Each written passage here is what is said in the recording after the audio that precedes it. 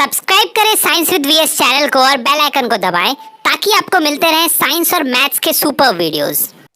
चलिए देखते हैं, ये क्वेश्चन नंबर 12 हमारा सीबीएसई 2015 में आया वो क्वेश्चन है। इसको बनाएंगे बहुत ही आसान तरीके से। If 3 is a root of the quadratic equation x square minus X plus K is equal to 0, find the value of p so that the roots of the equation x square plus k into 2x plus k plus 2 plus p is equal to 0 are equal। Sir simple है, अभी जो हम लोग question number 12 बनाए, question number 11 बनाए, वैसा ही ये भी बनेगा। हमको बोल रहे हैं ना कि इस इक्वेशन का इस पूरे इक्वेशन का ये जो 3 है ये रूट है। रूट होने का मतलब क्या होता है ना कि जब आप 3 का वैल्यू x की जगह पे रखिएगा तो ये जो इक्वेशन है ये सेटिस्फाई कर जाएगा, यानी कि 0 के इक्वल आ जाएगा। तो रखते हैं सर, सॉल्व करते हैं इसको चुपचाप, कुछ नहीं बोलते हैं, है ना। आपको लिखना है पहले गिवन दोनों इक्वेशन को लिख देना है, उसके बाद सिंस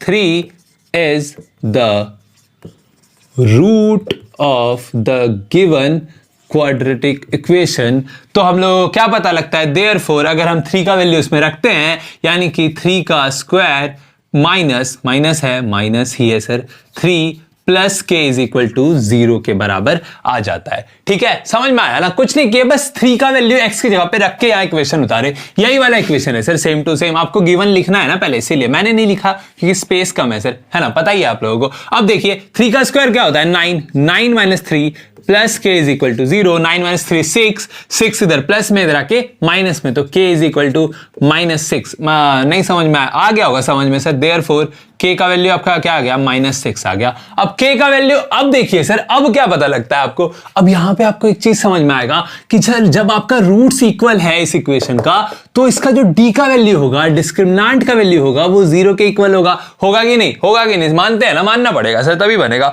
अब देखिए अगर आप के का वैल्यू इसमें रख देते हैं तो एक ही वेरिएबल बचेगा, मतलब देखिए अब अगर के का आप वैल्यू रख देते हैं तो आपको एक्स से तो कोई मतलब है नहीं, डी में जब पुट कीजिएगा तो पी से ही मतलब है ना सिर्फ। हाँ, तो सॉल्व कर देते हैं, के का वैल्यू रख के यही लिखते हैं, पुटिंग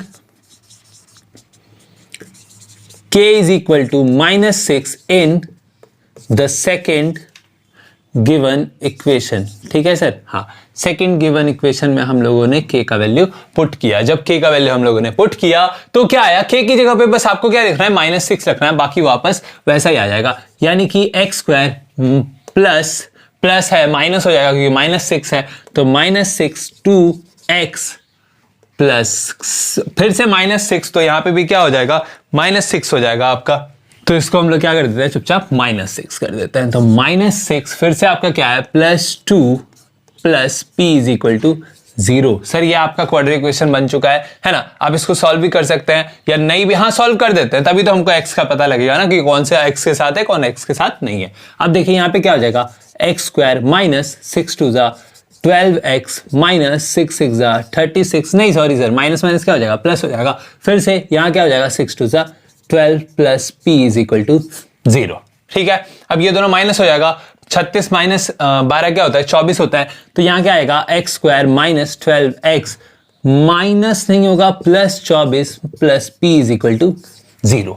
ये आपका सिंपल क्वाड्रेटिक इक्वेशन बन चुका है, जिसको आप लोग देखिए, आपको c नहीं पता लग रहा है ना, तो ये आपका c है, ये वाला पूरा।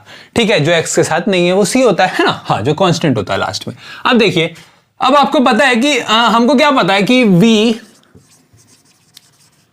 must have d is equal to 0 for क्या सर, फॉर इक्वल रूट्स, है ना सर। हाँ, हम लोग को d का वैल्यू क्या आना चाहिए, 0 के बराबर आना चाहिए, तभी हमारा रूट जो होगा इक्वल होगा, और हमको गिवन है कि इक्वल रूट्स है सर। अब देखिए d का वैल्यू 0 यानी कि d के फॉर्मूला का वैल्यू 0, यानी कि b स्क्वायर माइनस 4 ac का भी वैल्यू 0। अब b स्क्वायर यानी कि b का स्क्वायर, b आपका क्या है सर, 12 है, -12 है, तो -12 का स्क्वायर कर दीजिए। ठीक है, -4 इंटू a क्या है सर, a आपका 1 है सर, रहने दीजिए, 1 है। तो c आपका क्या है, c आपका 24 प्लस 25 है, तो 24 प्लस p।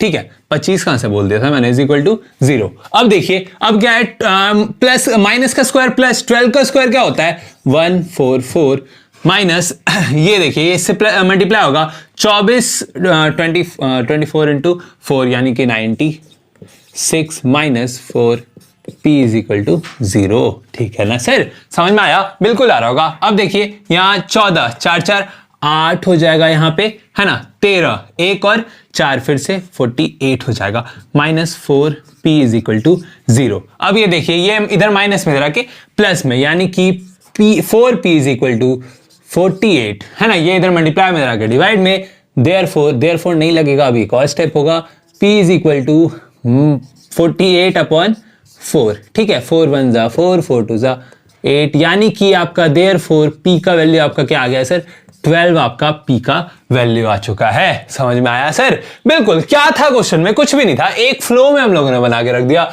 ये था हमारा क्वेश्चन नंबर 12। चलिए बढ़ते हैं आगे।